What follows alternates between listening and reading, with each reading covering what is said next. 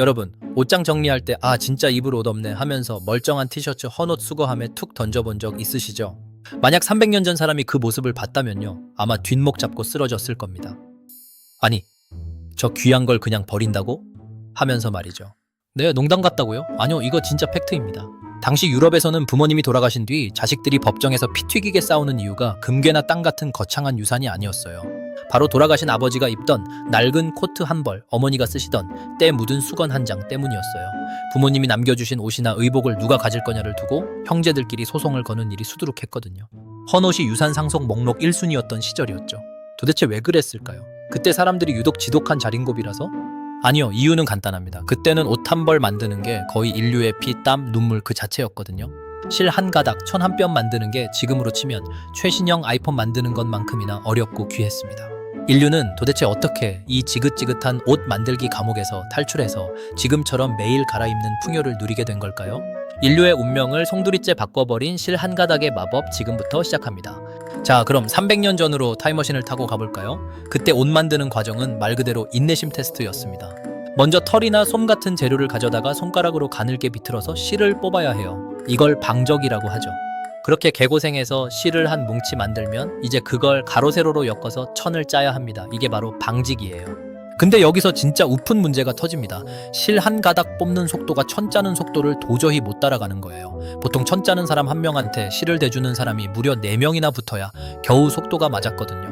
한 명은 신나게 천을 짜는데 4명은 옆에서 손가락에 지문이 닳도록 실만 비비고 있는 거죠. 그러다 보니 실값이 금값이 되고 당연히 옷값은 천정부지로 솟구쳤습니다. 그런데 733년 존 케이라는 아저씨가 사고를 하나 칩니다. 천을 짜는 도구인 북을 손으로 옮기지 않고 줄만 당기면 슉슉 날아다니게 만드는 플라잉 셔틀을 발명한 거예요.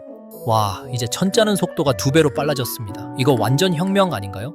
하지만 반전이 일어납니다. 천 짜는 속도가 2배가 되니까 실이 2배로 더 빨리 떨어져 버리는 거예요. 방직공들이 소리를 지릅니다. 야, 실 빨리 안 가져와? 기계 노는 거 안 보여?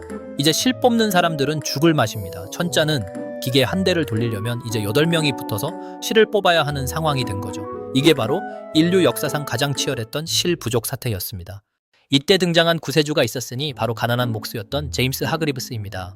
어느 날 하그리브스가 집에 갔는데 딸 혹은 아내라는 설도 있어요. 제니가 실수로 물레를 툭 쳐서 넘어뜨려요. 보통 사람 같으면 조심 좀 하지 하고 화를 냈겠지만 이 아저씨는 달랐습니다.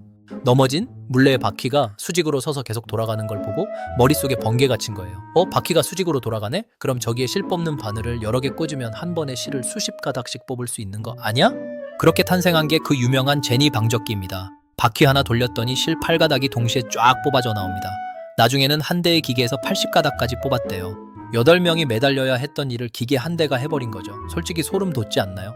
하지만 인간의 욕심은 끝이 없죠. 제니 방적기가 실을 쏟아내기 시작하니까 이번엔 또 다른 문제가 생깁니다. 실이 너무 가늘어서 자꾸 끊어지는 거예요. 게다가 이건 사람이 계속 손으로 돌려줘야 했죠. 이때 이발사 출신의 사업가 리처드 아크라이트가 등판합니다. 이 아저씨는 스케일이 달랐어요. 사람 팔 아프게 왜 손으로 돌려? 그냥 커다란 물레방아를 연결해서 물의 힘으로 돌리자. 이게 바로 수력 방적기입니다. 이제 실 뽑는 기계는 집안 구석이 아니라 강가 옆 커다란 건물로 들어갑니다. 네, 드디어 공장이라는 괴물이 탄생하는 순간이었죠. 자, 이제 실은 폭포처럼 쏟아집니다. 그럼 다음 순서는 뭘까요? 맞습니다. 이제 천 짜는 기계가 실의 속도를 못 따라가서 난리가 납니다. 서로가 서로를 밀어붙이며 기술이 폭주하기 시작한 거예요. 이 미친 듯한 핑퐁 게임 끝에 결국 인류는 한 명의 노동자가 200명의 몫을 해내는 괴물 기계들을 손에 넣게 됩니다. 자, 그럼 이제 실이랑 천이 폭발적으로 쏟아져 나오기 시작했습니다. 그럼 세상 사람들은 와, 이제 옷 싸진다 하면서 다 같이 춤이라도 췄을까요? 천만에요. 세상은 아주 시끄러워지기 시작합니다. 가장 먼저 폭발한 건 원래 손으로 실 뽑고 천 짜던 숙련공들이었어요. 아니, 저 쇳덩거리 기계 한 대가 우리 200명 몫을 한다고? 그럼 우린 이제 뭐 먹고 살아? 분노한 사람들이 망치를 들고 공장으로 쳐들어갑니다. 기계를 마구 때려 부수기 시작한 거죠. 이게 그 유명한 러다이트 운동입니다. 얼마나 화가 났으면 신고 있던 나무 신발을 기계에 던져버렸을까요? 프랑스어로 이 나무 신발이 사보틴데 여기서 우리가 흔히 쓰는 사보타주 사보타기라는 말이 유래됐습니다. 하지만 아무리 기계를 부숴도 거대한 흐름을 막을 순 없었죠. 옷값이 말도 안 되게 떨어지기 시작했거든요. 여기서 진짜 재밌는 변화가 생깁니다. 사람들이 속옷을 챙겨 입기 시작한 거예요. 그전까지 면직물은 너무 귀해서 속옷 같은 건 꿈도 못 꿨거든요. 근데 면은 세탁하기가 정말 편하잖아요. 사람들이 면 속옷을 입고 자주 빨아 입기 시작하면서 전염병이 줄어들고 인구가 폭발적으로 늘어납니다. 실 한 가닥이 인류의 생존율까지 끌어올린 거죠. 근데 더 무서운 변화는 따로 있었습니다. 바로 인간의 삶의 방식 자체가 강제로 바뀌어버린 거예요. 옛날에는 집에서 TV 보면서, 아니 TV는 없었겠지만 어쨌든 가족들이랑 수다 떨면서 내 속도에 맞춰 실을 뽑았거든요. 이걸 간의 수공업이라고 하죠. 근데 수력 방적기 같은 거대한 기계는 집에 들여놓을 수가 없잖아요. 기계가 있는 강가 옆 커다란 건물로 사람들이 가야 했습니다. 네, 드디어 공장으로의 출퇴근이 시작된 겁니다. 이제 인간은 내 컨디션이 아니라 기계의 속도에 맞춰야 했어요. 기계가 24시간 돌아가니까 사람도 교대로 일해야 했고 정해진 시간에 출근하고 퇴근하는 개념이 이때 박혔습니다. 우리가 지금 매일 아침 알람 소리에 괴로워하는 이유? 따지고 보면 다 이 방적기 때문인 셈이죠.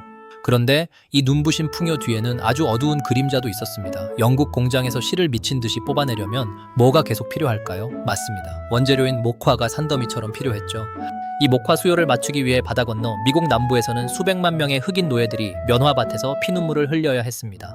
기계가 빨라질수록 노예들의 손길도 더 가혹하게 채찍질 당했죠. 결국 방적기와 방직기는 단순히 옷을 많이 만든 기계가 아니었어요. 누군가에겐 풍요와 위생을 선물했지만 누군가에겐 공장이라는 감옥을, 또 누군가에겐 노예의 사슬을 채운 거대한 가치의 소용돌이였습니다. 그럼 이제 정리를 좀 해볼까요? 방적기와 방직기는 단순히 실 뽑고 천 짜는 기계가 아니었습니다. 그건 인류가 수만 년간 이어온 자연의 시간을 기계의 시간으로 통째로 갈아 끼운 거대한 엔진이었죠. 결국 기술은 물건값만 깎는 게 아니에요. 인간이 어디서 일하고 언제 일어나며 심지어 무엇을 귀하게 여기는지까지 그 가치 체계를 뿌리째 뒤흔들어 버립니다. 엘리베이터가 높이에 대한 공포를 권력으로 바꿨다면 방적기는 의복이라는 결핍을 해결하면서 우리에게 공장과 출퇴근이라는 새로운 감옥을 선물한 셈입니다. 자, 이제 여러분이 지금 입고 있는 그 티셔츠를 한번 내려다보세요. 300년 전 우리 조상들이 법정에서 피 튀기게 싸우며 얻어내려 했던 그 귀한 천이 지금은 10,000원짜리 한 장으로 혹은 클릭 한 번으로 배달되는 흔하디 흔한 물건이 됐습니다. 기술은 분명 우리를 입는 것의 고통에서 해방시켰습니다. 하지만 우리는 과연 그 기술이 벌어준 시간만큼 그때보다 더 여유롭고 행복한 삶을 살고 있을까요?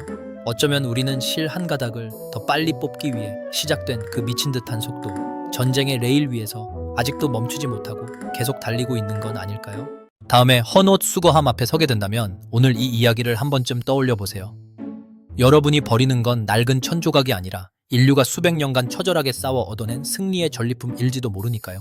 마지막으로 재밌는 잡학 하나 더 알려드릴게요.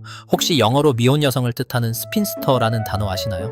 원래 이 말은 실 잡는 여인이라는 뜻이었어요. 방적기가 나오기 전 실 뽑는 일은 너무나 고되고 시간이 오래 걸려서 결혼 안 한 여성들이 주로 도맡아 하던 일이었거든요. 기술이 발달하면서 실 뽑는 여인들은 사라졌지만 그 단어는 남아서 역사의 흔적이 됐습니다. 말 한마디에도 기술의 역사가 숨어 있다는 게 참 신기하지 않나요?